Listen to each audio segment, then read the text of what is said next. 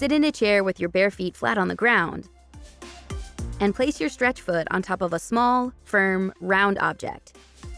This could be a foam roller, a tennis ball, a baseball, or even a frozen water bottle. Press your exercise foot lightly onto the roller and roll it back and forth from your heel bone to the ball of your foot.